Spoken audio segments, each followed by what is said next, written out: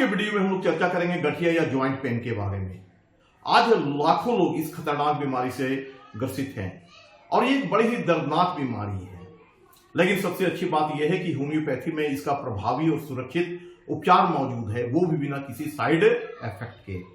आज के वीडियो में हम लोग चर्चा करेंगे गठिया या ज्वाइंट पेन होते क्यों हैं, इसके क्या कारण हैं, इसके सिम्टम्स यानी कि लक्षण क्या है, हमारा खान पान कैसा होना चाहिए, साथ ही हम किन होम्योपैथिक दवाइयों का प्रयोग करके अस्थायी रूप से इस दर्दनाक बीमारी से छुटकारा पा सकते हैं। तो चलिए सबसे पहले हम लोग जानते हैं कि गठिया या जोड़ों के दर्द होते क्यों हैं, इसके क्या कारण हैं।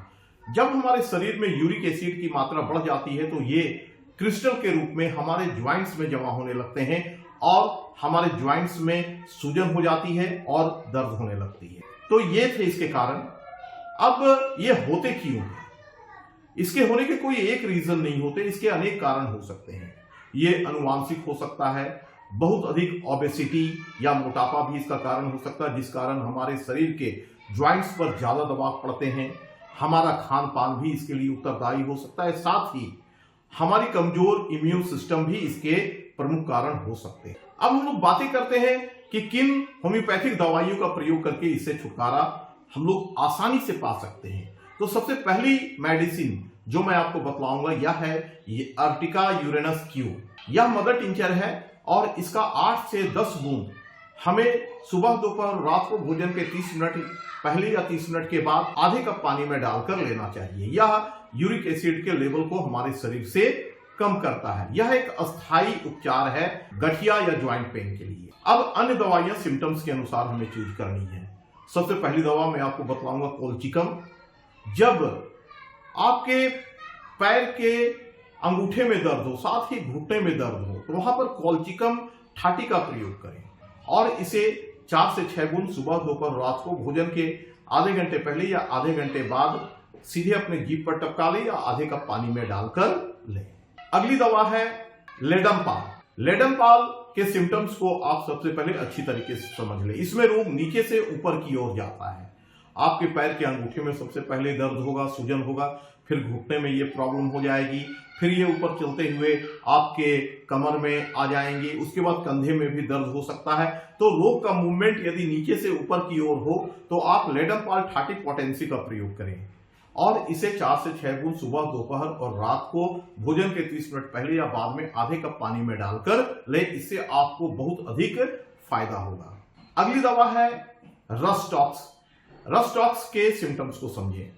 इसका सिम्टम्स है better from movement.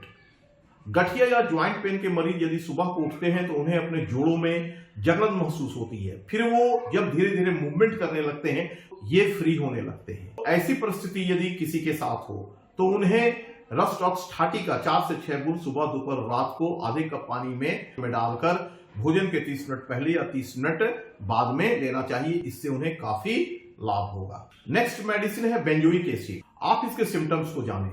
Benzoic acid में जो गठिया के पेशेंट होंगे, जो ज्वाइंट पेन के पेशेंट होंगे, उनके यूरिन में यानी कि पेशाब में काफी अधिक बदबू पाया जाएगा, साथ ही उनके ज्वाइंट्स में दर्द और सूजन भी होगा।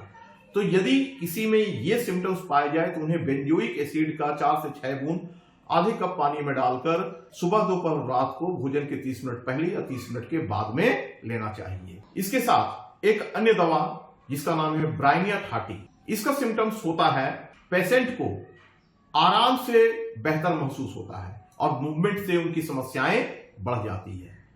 तो गठिया या फिर जोड़ों के दर्द के जो मरीज हैं उनमें यदि ये लक्षण पाए जाए तो उन्हें ब्राइनिया 30 का 4 से 6 बूंद सुबह दोपहर और रात को आधे कप पानी में डालकर लेना चाहिए। इससे उन्हें काफी फायदा होगा। इस तरीके से आप अर्टिका यूरेनस क्यू यानी कि मदर टिंचर के साथ जिन दवाई का सिम्टम्स मिल रहा हो उनमें से एक दवाई को सेलेक्ट करें, फिर उसका सेवन करें, लंबे समय तक इसका सेवन करें, आपको निश्चित रूप से आराम होगा।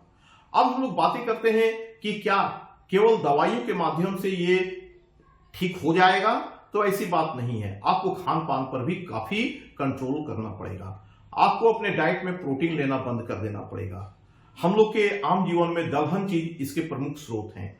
तो आप हर तरह के दलहन चीज को बंद कर दें, दालों को बंद कर दें। दाल से बनने वाली चीजें जैसे कि सत्तू, बेसन, इसे बंद कर दें। साथ ही चना, मूंग, ये सभी दलहन के अंतर्गत ही आते हैं।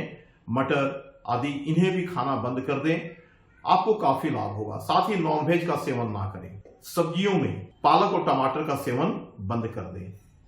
तो इस तरीके से आप परहेज करें, साथ ही दवाइयों का सेवन करें, आपको बहुत अधिक लाभ होगा। साथ ही अपने शरीर को हमेशा हाइड्रेट रखें। कम से कम 5 लीटर पानी का सेवन अस्थायी रूप से करें। यदि आप इन सभी बातों को फॉलो करते हैं तो निश्चित रूप से आप जड़ से इस दर्दनाक बीमारी से छुटकारा पा सकते हैं। अन्यथा आप दवा लेंगे, ये कम हो जाएगा और फिर जैसे आप परहेज छोड़ेंगे फिर ये समस्याएं आ जाएगी। अब बात उठता है कि कितने दिनों तक हमें अस्थायी रूप से इन बातों को मानना चाहिए, फॉलो करना चाहिए। तो आप इसका ड्यूरेशन मिनिमम 2 से 3 वर्ष रखें। यदि आपकी उम्र कम है, आपको ये समस्याएं कम उम्र में हो गई है, तो आप निश्चित रूप से इसे माने और कम से कम 2 से 3 वर्ष तक दवाइयों को लें और परहेज भी करें। आप अस्थायी रूप से इससे छुटकारा पा जाएंगे। अन्यथा उम्र बढ़ने के साथ आप इससे अधिक पीड़ित होते जाएंगे। बुजुर्गों को भी यदि ओल्ड एज में ये समस्याएं हुई है तो भी उन्हें निश्चित रूप से परहेज लंबे समय तक करना चाहिए, दवाइयों का सेवन लंबे समय तक करना चाहिए। इस महत्वपूर्ण वीडियो को आप निश्चित रूप से शेयर करें और चैनल पर नए हैं तो हमारे चैनल को सब्सक्राइब भी कर लें।